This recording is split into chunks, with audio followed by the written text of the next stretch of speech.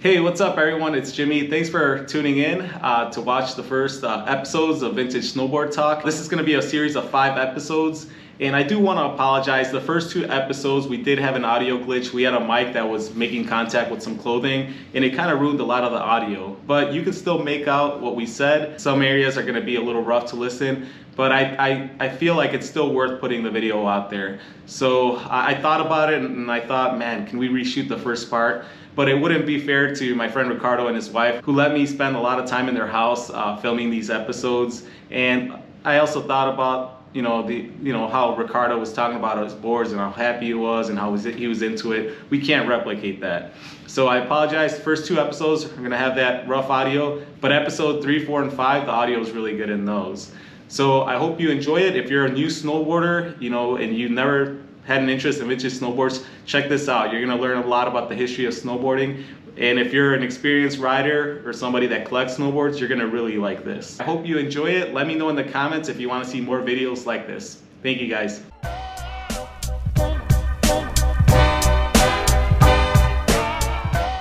Hey, what's up everyone? It's Jimmy. Today I'm at my friend Ricardo's house. Him and his wife were super nice to let me into their home so that I could film some of Ricardo's snowboard collection. A lot of us, we love snowboarding, but we don't know a lot of the history. And my friend here, he's a very knowledgeable person when it comes to snowboarding, and he's been around forever. Yeah. Been around forever. Long time. So I figured this would be a cool video just to pick up some knowledge from Ricardo and just kind of go through some boards, and he can tell us a little bit about them. So before we start though, Ricardo, tell me when you got started in snowboarding and what got you into snowboarding? I mean, I don't remember the exact moment. I mean, it was winter of 87, 88. I don't remember if it was a certain thing I saw on TV or whatnot, but my buddy growing up, Chris, who was best friends with me and Matt Bully, who you know, he had a Snurfer, 70s Snurfer, and his family lived, there was a creek in their backyard and there was a slope that went down to the creek. So in the winter when the creek would freeze over, we'd drop in on that Snurfer. And that's the first time I remember standing sideways. As far as getting into proper snowboards and this and that, it probably just grew from there. It was on TV here or there. ESPN would have it. There were a few movies, like the movie Ski Patrol had snowboarders in there acting crazy. So you saw them there.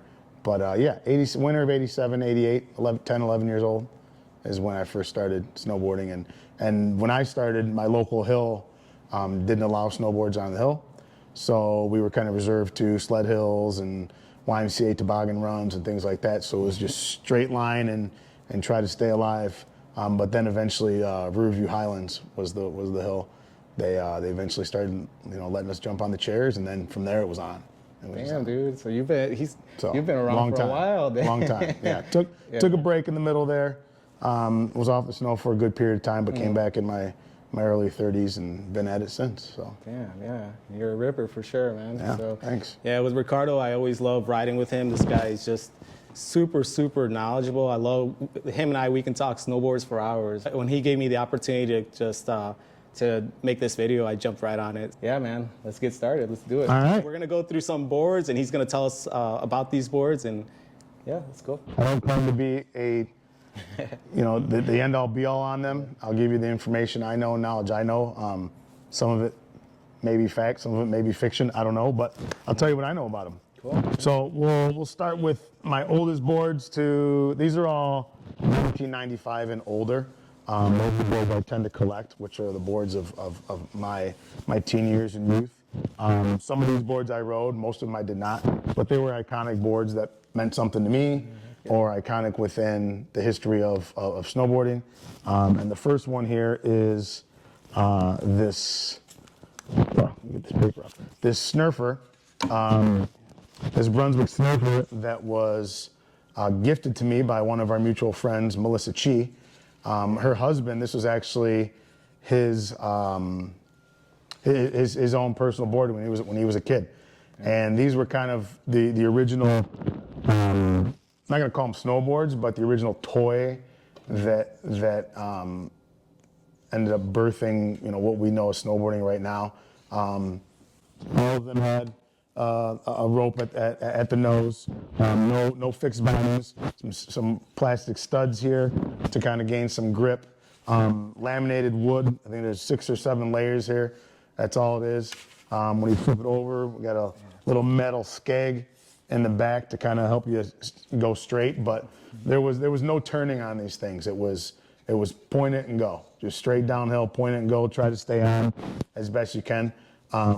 This dates to late 60s, early 70s ish.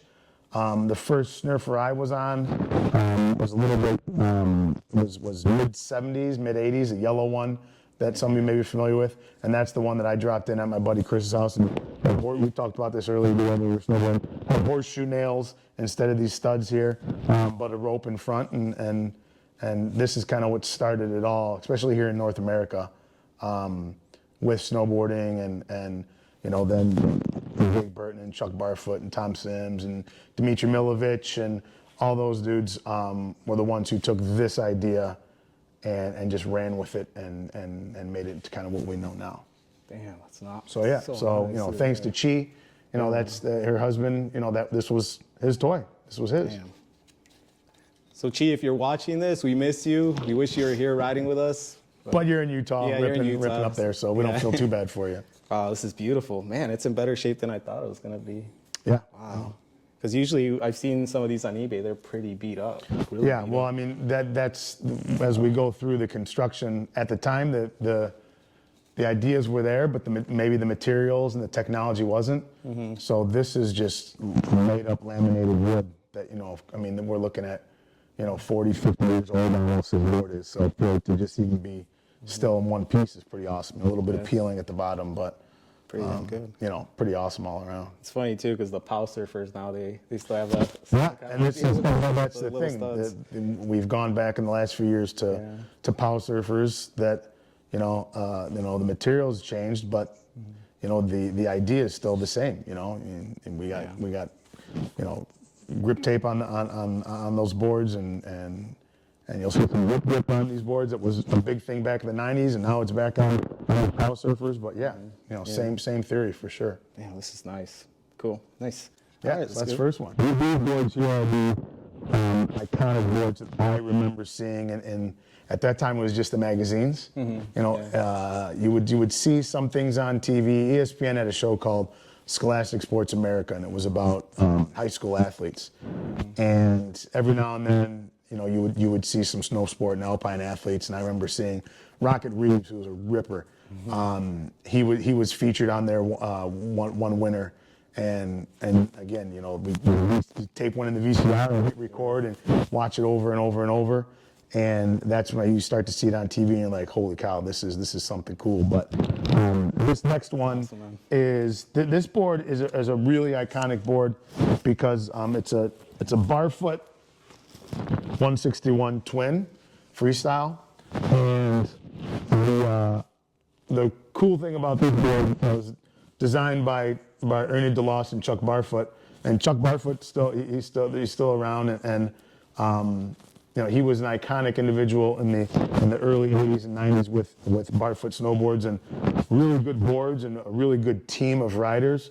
But if you've listened to any of the historical podcasts and know much about Chuck Barfoot, he was a snowboarder, but he wasn't a businessman, and that's where his shortcomings came. So a lot of the technology and a lot of the design that we ride now came from his mind and his partner Ernie DeLost and his team of riders that rode these boards. So the cool thing about this board is that it is the first twin tip snowboard, twin tip freestyle. So there's a kicktail at the nose, or kicktail in the back, and a rise at the nose.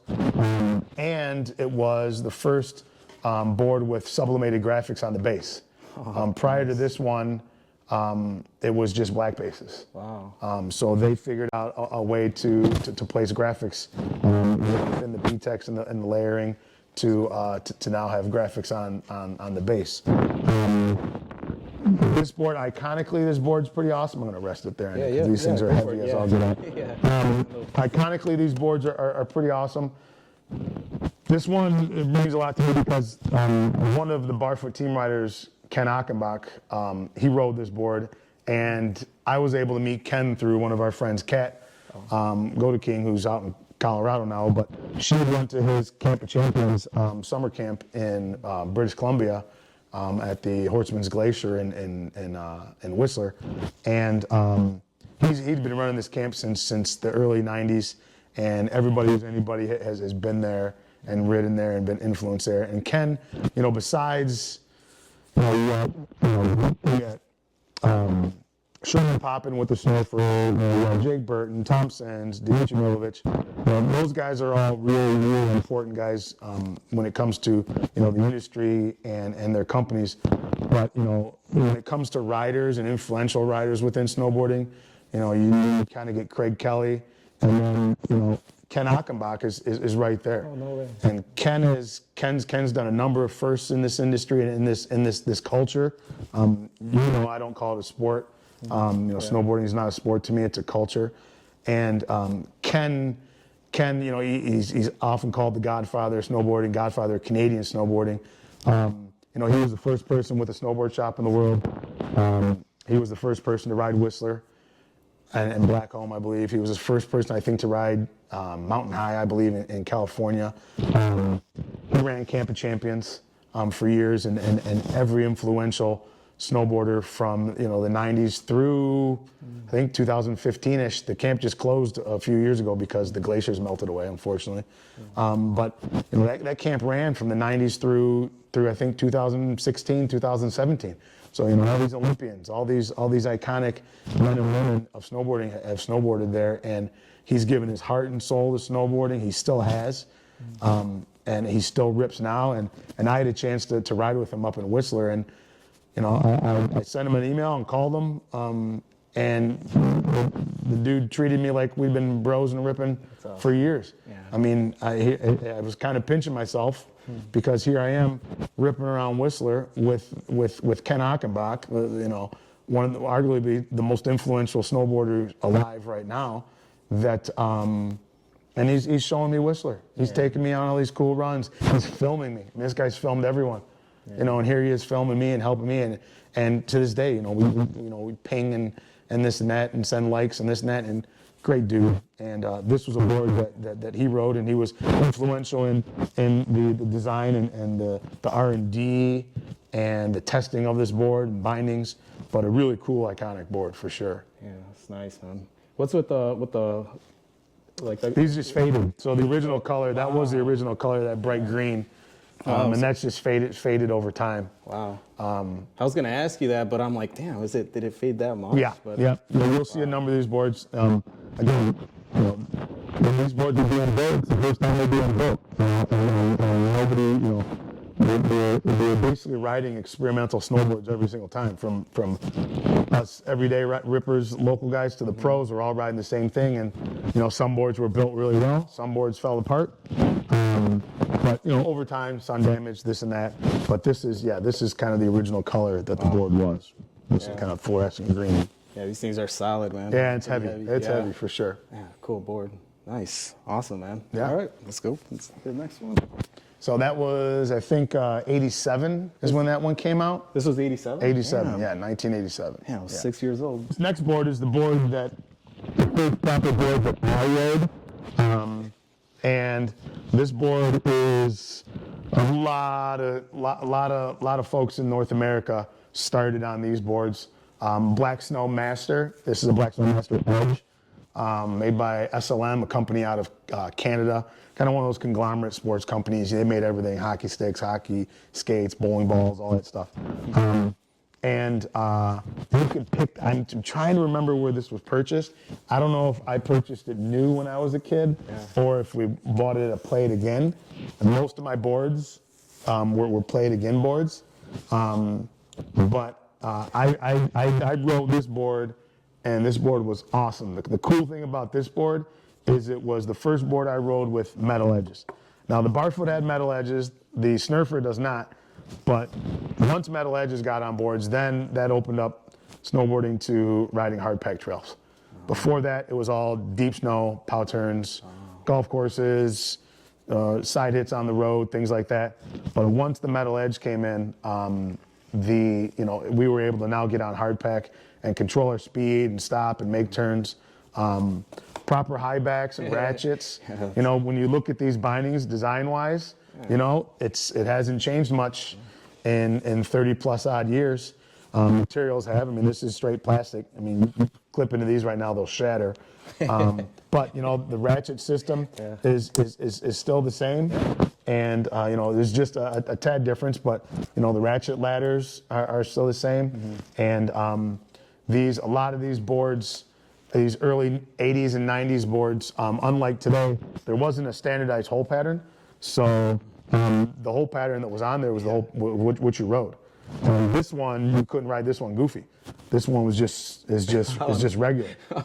Or no, you can ride this one goofy, but you're locked into this one stance, which I think is like 16 inches, 17-inch stance maybe, with 35 plus degrees in the front, 0 in the back, which I pretty much still run. I go about 20, 21 inches, but as far as positive, negative, my angles is still pretty much what I ride now.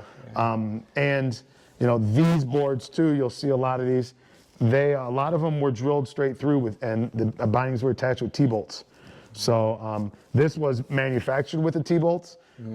As we got into some of the higher end boards, and as we started to realize that these narrow stances weren't allowing us to progress the way we wanted, and wider stances were better, we would purposely, you'd get a new board, you'd take it to your basement, and you'd drill a hole in it. And you'd figure out where you want your stance.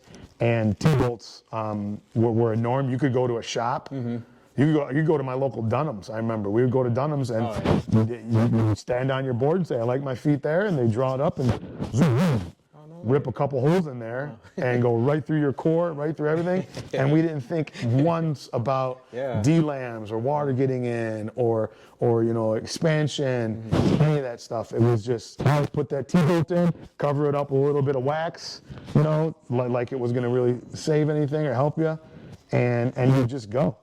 And like these edges too, same thing. These edges are all screwed in, so all these little individual holes are screws to keep the edge in. This is straight fiberglass, so this is not a laminated board like we would see now. It's just straight fiberglass. So these were piece, right? It's one solid piece. So boards now, you know, the edges were slid in, are slid in, and it sandwiches in between the layers and epoxied and all that stuff.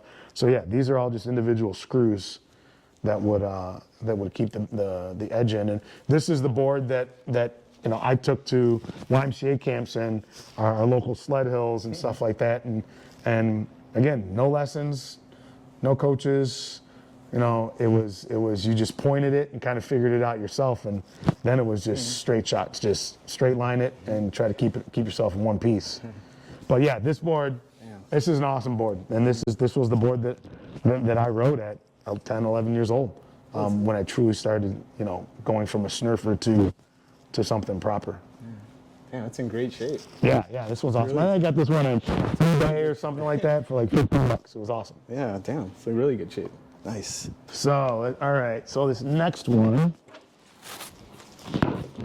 So this one, another connection to Ken Achenbach. Ooh, I like that. Dang, that's nice. This one is a Crazy Banana Rocket. Wow. So, Swiss company. I rode this board. It is huge. I think it's a 162 or 65. Super wide, very little side cut, very heavy. And I have no idea how I rode this as a 13-year-old, 12-year-old, 13-year-old. Ken Achenbach rode for Crazy Banana after his Barfoot days. I've had these are the original bindings that came with this board. I still have my original pair in my closet, and the thing with these is these bindings came with you can see here, these bindings didn't have ratchets. So at the time, again, nothing was standardized. Some bindings had ratchets. Most of them, like these Crazy Bananas, the early Barfoot bindings, the early Sims bindings, it was like a bail, almost like a bail and hook. It was like a wire that would just go into this hook, and then you just cranked it down, and that was it. You know, you had some fine adjustment, but not much. But how would you crank it down? You would hook it here, but where the else? strap would come around, the wire would go under, you'd snap it down with your buckle, and I believe these had a screw, like a limiting screw in the middle, so you could fine tune it, but there was no click, click, click, click, click, click to get, you know, that perfect little the perfect fit that you wanted. And these things are cracked. These things blew up on contact. I mean, these this big board here did not have a standard hole pattern, so you may not be able to see here, but this board, it actually has a metal plate, I believe, in the middle, and we would drill into that plate, like wood screws just into that plate, and I remember hitting jumps and having the bindings rip right out. So and then you would drill it to mount the bindings? You would mount the bindings on your old with like a wood screw through, and that metal plate, in theory, the wood screws were supposed to attach to the metal plate, and you hoped you didn't puncture and go all the way through, and you would you'd rip out of them, and you had 4 screws, well then you put 6 in next time, and you rip out of 6 and you put 8 in next time, and you would just go, you know, over and over and over, trying to keep these in. But I do remember ripping out of these numerous times, and like if you look at the base plate, it's got multiple holes for different kind of base or different kind of stance options as far as angles and this and that. So you could, I mean, realistically, you could put 12, 13 screws in this thing if you wanted. You know, characteristic of that time period, this is 88, rib grip, or Astro grip was really popular, went away for a long time and then came back with crab grab. You know, exact same thing that we started 5, 6 years ago. But Astro grip, rib grip, you use it for in between your bindings for grip when you're coming off the lift, and you put it here for your mute grabs and your backside grabs and stuff like that. And yeah, this is just a really, really loud, bright board. The thing of Crazy Bananas, the base graphics on all the boards were kind of the same. So, you know, again, another loud graphic, and not the nicest thing to look at, but this thing is a tank, heavy. I mean, the edges on this thing are still sharp. I could probably T-bolt this really thing. Good, yeah. I could probably T-bolt this thing and still ride it. You know, the top sheet's cracking, you know, the first layer of the top sheet. But again, like I said, the materials that were available at the time, the elasticity or lack of, you know, these things would spider and crack, you know, on the first run, the first days. I love the nose on this thing. Yeah, nice long. Yeah, when you look at this shape, I mean, aside from not having much side cut, you know, these shapes aren't that much different than what we're seeing now. You know, and you know, snow. It hasn't changed in millions of years. It still slides. You know, so you know, it's when you come to design, there's only so many ways to design a board. But yeah, so this is nice. You know, another board, and like this, for me. There was a Swiss rider. This is a Swiss company named Reto Lam, and he's still around. And he was with Crazy Banana, which then shifted into Rad Air, and he's a big influential guy in the European scene. He runs competitions and he's been around forever. And in my opinion, and again, that's the great thing about snowboarding is that, you know, it's subjective. He had one of the best methods or backside airs out there, and that board would be perpendicular to the snow and straight across, and just cranked out. And he would really put some sweet riding with this board. And again, I don't know how he did it and we did it, because this thing's got to weigh about 12, 13 pounds. Yeah. But yeah. Crazy Banana Rocket. Nice. I love this board right now. Yeah, it's nice. And this one, you know, a lot of these boards, you know, were I came across them through Vintage Snowboard Trader on Facebook, and that community there of guys and gals that have the same passion as me, that want to collect boards and want to, you know, keep document and archive, the history of snowboarding, which isn't something we've done really well. It's not like surfing and skateboarding where their icons and their forefathers and those folks are held in high regard. In snowboarding, it came so fast, came so quick, hit the Olympics, and then it's just been regurgitating. What can you do for me lately? Can you land this cork? You can't. Boom, you're gone. Who's the next kid that can do it? And our history and our culture has to be preserved somehow. So through that group, like this board came from me from Nate Dogg with 4Gs out in Colorado. Nate Nadler, awesome dude, based out of Summit County, who's got a great collection himself. He's a big Kemper guy, Kemper and aggression. He's got an awesome collection there, and I've met Nate, ridden with him a little bit, and he's helped me get some boards, and his collection too. I think it's still the same. I'm not sure, Nate, but I remember he used to tell me, he goes, I don't pay more than $75 for a board. He goes, other than that, he finds these gems, he finds these goats, these unicorns, and all his collections come through trading. Damn. Just trading and meeting guys online and striking up friendships and trading. So this one came from Nate in Colorado for sure. Damn, it's nice. Yeah. It's so funny. I feel like the boards were so solid, but the bindings were so. So weak. And again, it's the materials. The plastics and the composition of the plastics. They weren't made to flex. They weren't made to expand. They weren't made to deal with extreme cold. So you get in these situations and these environments where they would just blow up. And we'll get into some of these other boards. That was one of the unique things about snowboarding at that time, was that the guys involved who saw in the magazines, who were pros, who were rippers in the movies, they're riding the same stuff as us, dealing with the same challenges. Damn. It wasn't like now where, you can watch, Supernatural or Natural Selection that just went down in Jackson Hole. And yeah, they got boards with the Burton graphic and the K2 graphic, but, they're riding specific boards built for them. On the outside it looks like something we would ride, but they're different. What those guys rode is what we rode, and the blown out bindings that we deal with, they dealt with too. But they would just get another board. Yeah. Us, we'd have to patch them up and keep T-bolt and cross your fingers and we'll last all winter. Damn. So yeah, Nice. Crazy Banana Rocket, 1988, I believe. Nice. Yeah, 87, 88. Nice. All their different team riders rode this Burton Air and, the giant Burton graphic.